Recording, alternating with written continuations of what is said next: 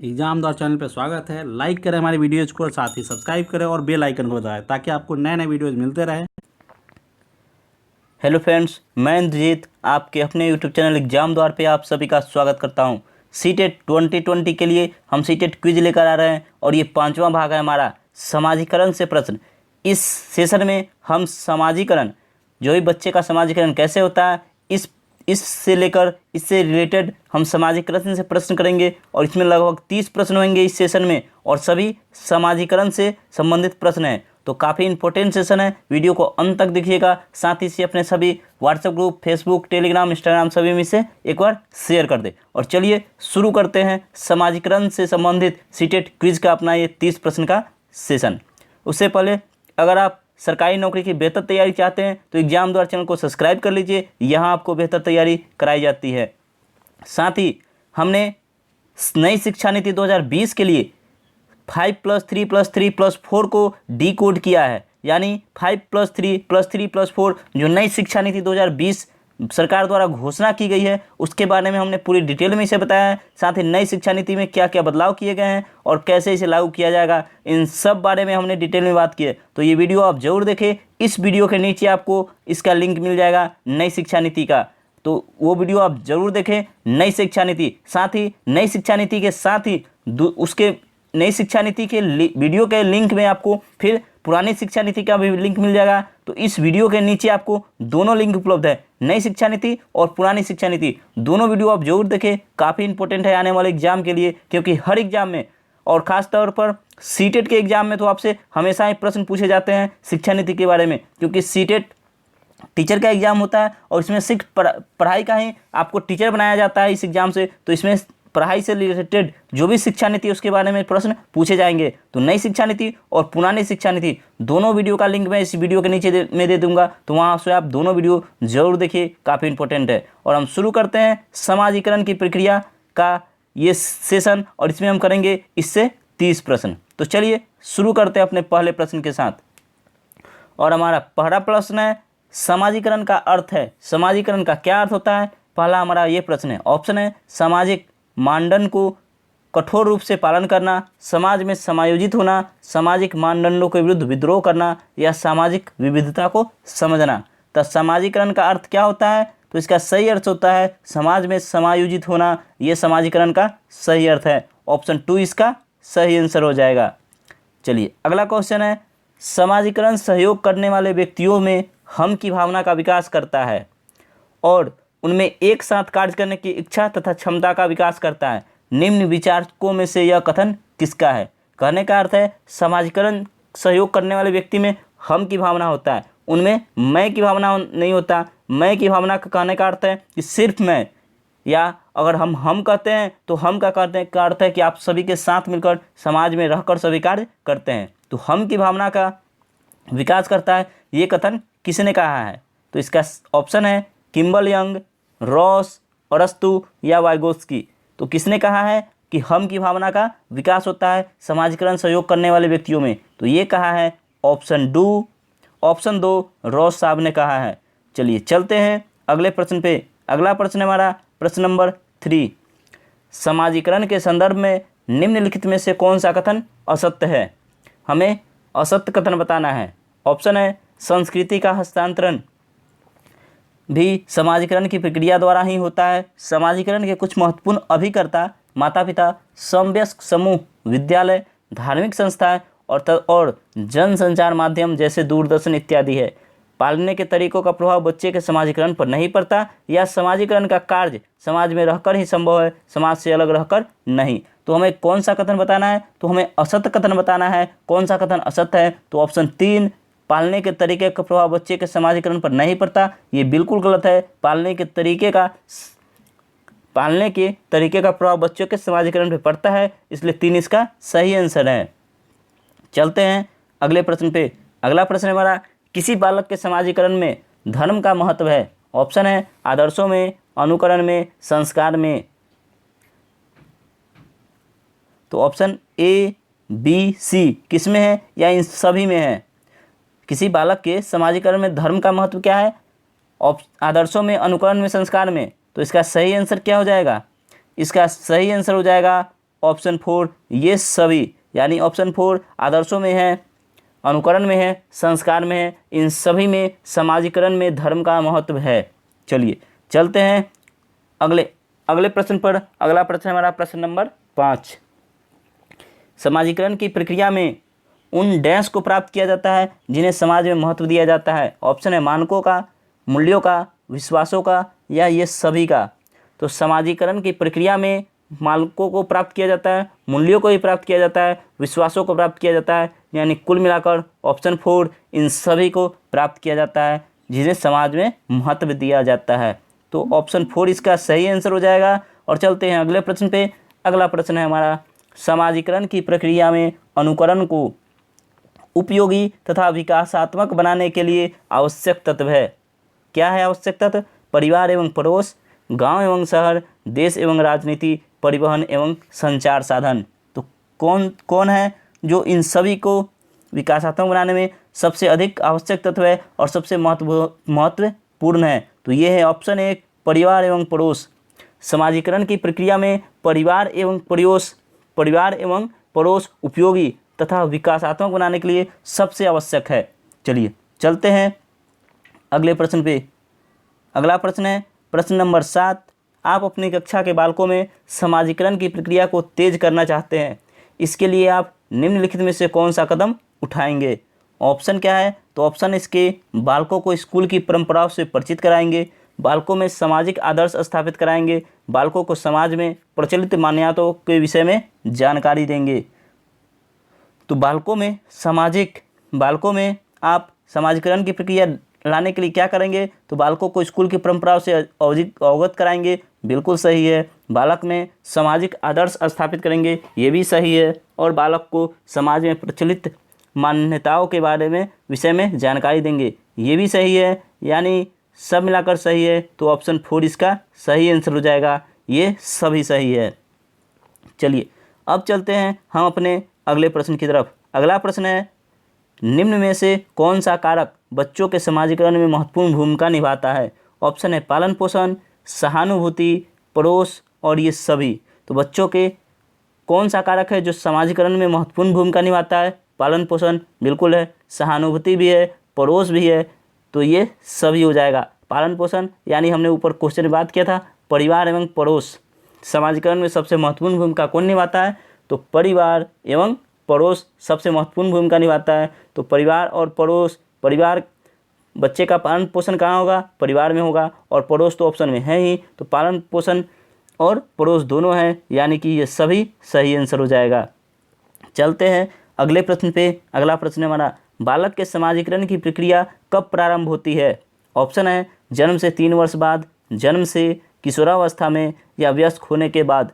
तो बालक के समाजीकरण की प्रक्रिया कब प्रारंभ हो जाती है? तो ये जन्म से ही प्रारंभ हो जाती है। जन्म लेते ही बालक समाजीकरण की प्रक्रिया प्रारंभ हो जाती है बालक में। चलिए अब चलते हैं अगले प्रश्न से। अगला प्रश्न है हमारा, समाजीकरण की किस अवस्था में बच्चों में जिज्ञासा की प्रवृत्ति उच्च पाई जाती है? ऑप्शन है शैशवकाल, किशोरावस्था, प्रारंभिक बाल्यावस्था या उत्तर बाल्यावस्था।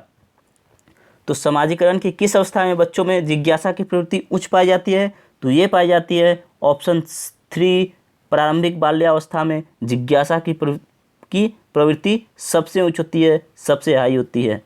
अब है हमारा अगला प्रश्न, प्रश्न नंबर 11। और प्रश्न क्या है? तो प्रश्न है हमारा, समाजीकरण की किस अवस्था में बालकों में समकक्ष मित्रों एवं समूह के साथ समायोजन करने की प्रवृत्ति का विकास होता है? ऑप्शन है प्रारंभिक बाल्यावस्था, किशोरावस्था, उत्तर बाल्यावस्था या शैशवावस्था। तो समाजीकरण की किस अवस्था में बालकों में समकक्ष मित्रों एवं समूहों के साथ समायोजन करने की प्रवृत्ति का विकास होता है? तो ये होता है ऑप्शन 2 किशोरावस्था में। चलिए अब चलते हैं अपने अगले प्रश्न पे। सबसे गहन और जटिल समाजीकरण होता है किस दौरान होता है? किशोरावस्था के दौरान, पूर्व बाल्यावस्था के दौरान, प्रौढ़ावस्था के दौरान या व्यक्ति के पूरे जीवन में। तो ये कब होता है? तो ये होता है किशोरावस्था के दौरान सबसे गहन और जटिल समाजीकरण होता है, यानी ऑप्शन 1 इसका सही आंसर है।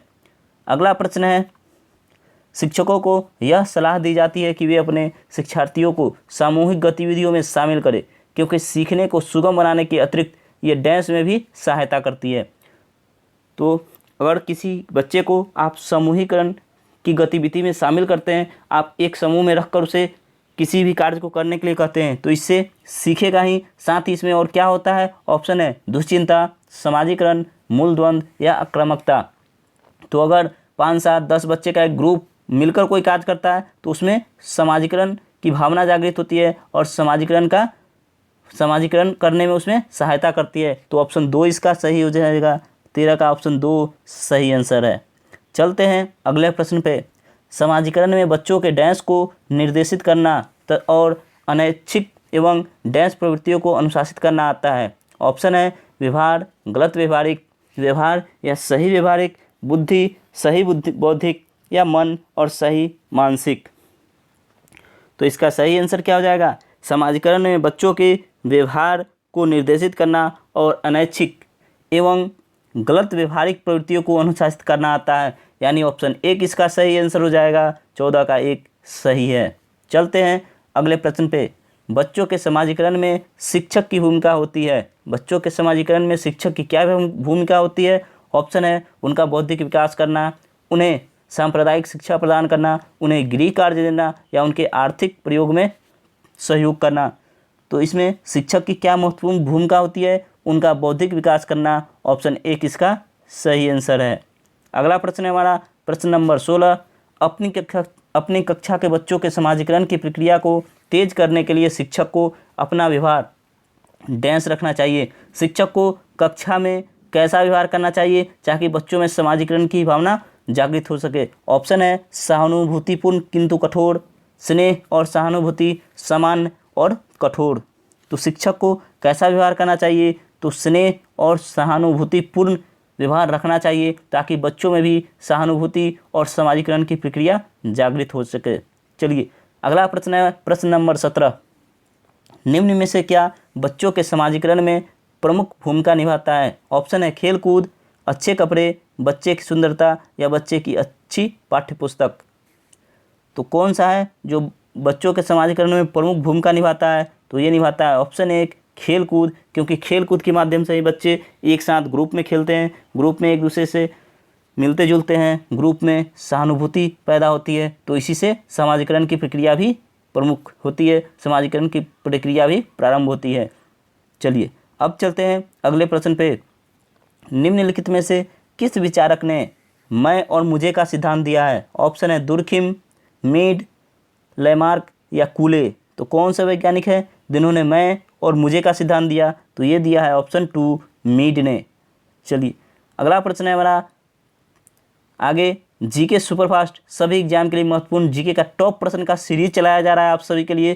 तो ये काफ़ी इंपॉर्टेंट सीरीज है, भाग 8 इसका किया जा चुका है। तो आप रोज़ रात 8 बजे इसे देख सकते हैं। कितने, रोज़ रात 8 बजे इसे देख सकते हैं। रोज़ रात 8 बजे जीके सुपरफास्ट का टॉप प्रश्न कराया जाता है, तो आप ज़रूर देखिए ये सेशन। चलिए और साथ ही सीटेट क्विज़ का ये सेशन रोज़ सुबह 8 बजे कराया जाता है, तो ये सेशन आप देख ही रहे हैं। साथ ही जीके का टॉप प्रश्न का जीके सुपरफास्ट रोज़ रात 8 बजे। चलिए अगला प्रश्न हमारा, प्रत्येक समाज में अपने विचारधारा, मूल्य, भाव, विश्वास, आदर्श तथा संस्कार जीवित अवस्था में होते हैं। सामूहिक प्रतिनिधित्व का सिद्धांत के तहत यह किसका मत है। ऑप्शन है किम्बल यंग का, दुर्खिम का, डार्विन का या रॉस का। तो ये किसकी भाषा है, तो ये दिया था ऑप्शन 2 दुर्खिम ने। ऑप्शन 2 इसका सही आंसर है। चलिए अब चलते हैं अगले प्रश्न पे। अगला प्रश्न है हमारा, कृतिका अक्सर घर में ज़्यादा बात नहीं करती लेकिन विद्यालय में वो काफ़ी बात करती है। यह दर्शाता है कि विद्यालय हर समय बच्चों को खूब बात करने का अवसर देता है। शिक्षकों की यह मांग होती है कि बच्चे विद्यालय में खूब बात करें। कृतिका को अपना घर बिल्कुल पसंद नहीं है, उसके विचारों को विद्यालय में मान्यता मिलती है। तो इसका सही आंसर क्या हो जाएगा, अगर कोई अपने घर में बात नहीं करता और विद्यालय में जाकर बहुत बात करता है, कहने का अर्थ है कि उसके विचारों को विद्यालय में मान्यता मिलती है, यानी ऑप्शन 4 इसका सही आंसर हो जाएगा। चलिए अब चलते हैं अब अगले प्रश्न पे। अगला प्रश्न है हमारा प्रश्न नंबर 21। सबसे अधिक गहन और जटिल समाजीकरण होता है किसमें होता है, तो ये हमने ऊपर बात की थी, सेम क्वेश्चन था किशोरावस्था के दौरान, यानी ऑप्शन 1 इसका सही आंसर हो जाएगा। चलिए चलते हैं अगले प्रश्न पे। आप देख सकते हैं ये सभी प्रश्न पूछे गए प्रश्न हैं। इससे पहले जो प्रश्न थे वो मॉडल सेट के प्रश्न थे, लेकिन अब जो हम प्रश्न करने जा रहे हैं 22 से आगे लगभग हम 10 प्रश्न करेंगे और ये सभी प्रश्न आपको दिए रहेंगे कब कब पूछे गए हैं। सीटेट के एग्ज़ाम में पूछे गए प्रश्न हैं ये सभी, तो आप जिसे इस वीडियो को पूरा देखें, अंत तक देखें, ताकि आने वाले एग्ज़ाम में आप अच्छा कर सकें। साथ ही हर आने वाले वीडियो में ज़रूर हमारे कुछ न कुछ प्रश्न पूछे गए प्रश्न होंगे। हम बहुत जल्द ऐसे प्रश्न सीरीज लाएंगे जिसमें सारे प्रश्न पूछे गए हैं, तो आप वीडियो को देखते रहिए और बने रहिए हमारे साथ। अगला प्रश्न है, शिक्षा के संदर्भ में समाजीकरण से तात्पर्य है। समाजीकरण से क्या तात्पर्य है? ऑप्शन है समाजीकरण सामाजिक मानदंडों का सदैव अनुपालन करना, अपने सामाजिक मानदंड बनाना, समाज में बड़ों का सम्मान करना, या समाजीकरण वातावरण में अनुकूलन और समायोजन। तो इसका सही आंसर क्या जाएगा? तो शिक्षा के संदर्भ में समाजीकरण से तात्पर्य क्या है? तो यह है ऑप्शन 4, सामाजिक वातावरण में अनुकूलन और समायोजन। अगला प्रश्न है, आप देख सकते हैं जुलाई 2013 में पूछा गया प्रश्न है, सितंबर 2014 में पूछा गया प्रश्न है। इससे पहले जो प्रश्न था वो जनवरी 2012 में पूछा गया प्रश्न था। साथ ही सीटेट फरवरी 2015 में पूछा गया प्रश्न है ये। तो सभी प्रश्न किसी न किसी एग्जाम में पूछे गए हैं, किसी न किसी सीटेट के एग्जाम में ये सीटेट के ही प्रश्न हैं, तो सीटेट एग्जाम में पूछे गए हैं। चलिए देखते हैं समाजीकरण क्या है। ऑप्शन है सामाजिक मानदंडों में परिवर्तन, शिक्षक एवं पढ़ाए गए के बीच संबंध, समाज के आधुनिकीकरण की प्रक्रिया, या समाज के मानदंडों के साथ अनुकूलन।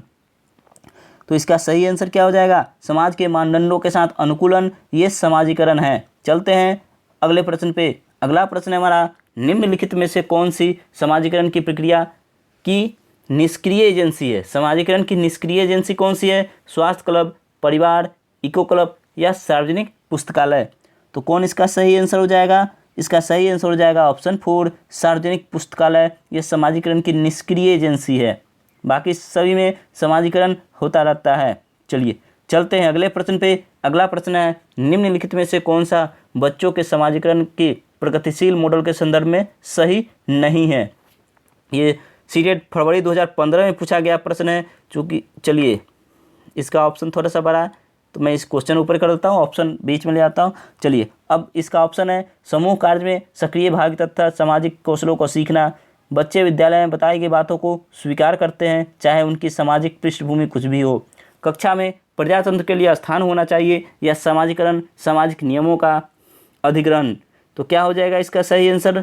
तो इसका सही आंसर हो जाएगा ऑप्शन 3, यानी कक्षा में प्रजातंत्र के लिए स्थान होना चाहिए। ऑप्शन 3 इसका सही आंसर है। अगला प्रश्न है, ये भी सितंबर 2015 सीटेट के सितंबर 2015 में पूछा गया प्रश्न है निम्नलिखित में से कौन सा समाजीकरण का एक प्रमुख कारक है? और इसका सही ऑप्शन क्या होगा? ऑप्शन है कंप्यूटर, आनुवंशिकता, राजनीतिक दल, या परिवार। तो कौन है जो समाजीकरण का एक प्रमुख कारण है? हमने ऊपर के प्रश्न में आपको बताया है कि परिवार और पड़ोस दोनों समाजीकरण का प्रमुख कारक है। तो इसका सही आंसर क्या हो जाएगा? ऑप्शन 4, परिवार इसका सही आंसर हो जाएगा। चलिए देखते हैं अगला प्रश्न। अगला प्रश्न है, जनसंचार माध्यम समाजीकरण का एक महत्वपूर्ण माध्यम बनता जा रहा है।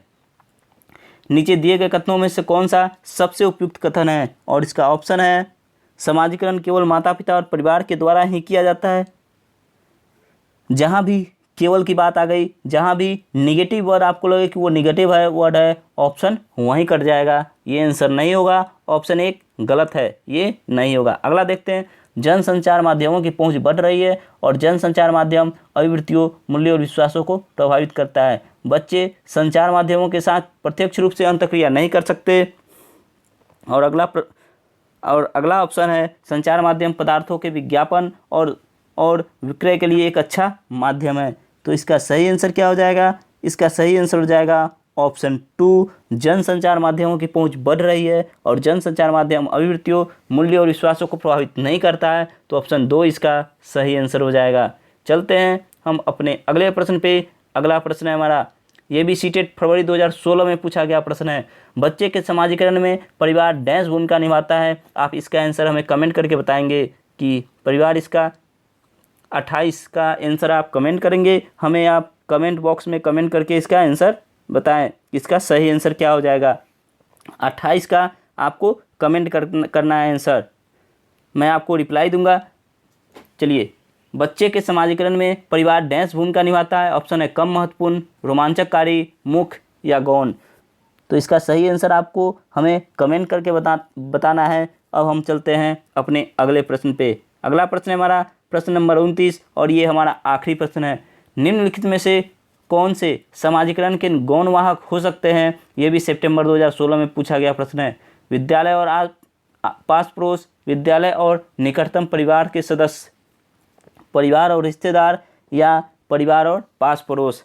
तो कौन हो सकते हैं समाजीकरण के गौण वाहक?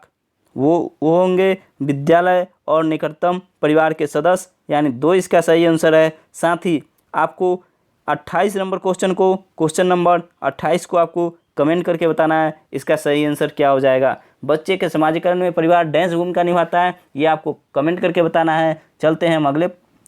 इसी के साथ आज का हमारा ये सेशन समाप्त होता है। हम आपसे फिर मिलेंगे नेक्स्ट सेशन में, नेक्स्ट वीडियो में। अगर आप चैनल पे नए हैं तो वीडियो को लाइक शेयर कर दे, चैनल को सब्सक्राइब कर ले और सब्सक्राइब के बगल में बेल आइकन है, इसे भी दबा ले, जिससे हर वीडियो का नोटिफिकेशन आपको मिलता रहे। एग्जाम द्वारा चैनल पे आपको मैथ, जीके और रीजनिंग के वीडियो मिलेंगे। सभी का लिंक इस वीडियो के डिस्क्रिप्शन बॉक्स में डाल दिया गया है, वहाँ से आप सभी वीडियो देख सकते हैं। आप हमसे व्हाट्सएप ग्रुप के माध्यम से जुड़ सकते हैं, टेलीग्राम के माध्यम से भी जुड़ सकते हैं। टेलीग्राम का लिंक इस वीडियो के नीचे डिस्क्रिप्शन में दे दिया गया है। साथ ही व्हाट्सएप का भी लिंक इस वीडियो के नीचे है, वहाँ से आप सीधे हमारे व्हाट्सएप ग्रुप को ज्वाइन कर सकते हैं। अगर आप किसी भी वीडियो का PDF चाहते हैं, चाहे वो करंट अफेयर्स हो या फिर सीटेट के क्विज़ के PDF हो, किसी भी का अगर आपको PDF चाहिए तो उसके लिए आप हमारे व्हाट्सएप नंबर 81789523 और 56 पे मैसेज करिए। वहाँ से आपको बता दिया जाएगा कि इन सभी का PDF आपको कहाँ से प्राप्त होगा और कैसे प्राप्त करना है। इसी के साथ ये वीडियो समाप्त होता है। हम आपसे फिर मिलेंगे नेक्स्ट वीडियो में। तब तक के लिए जय हिंद, जय भारत।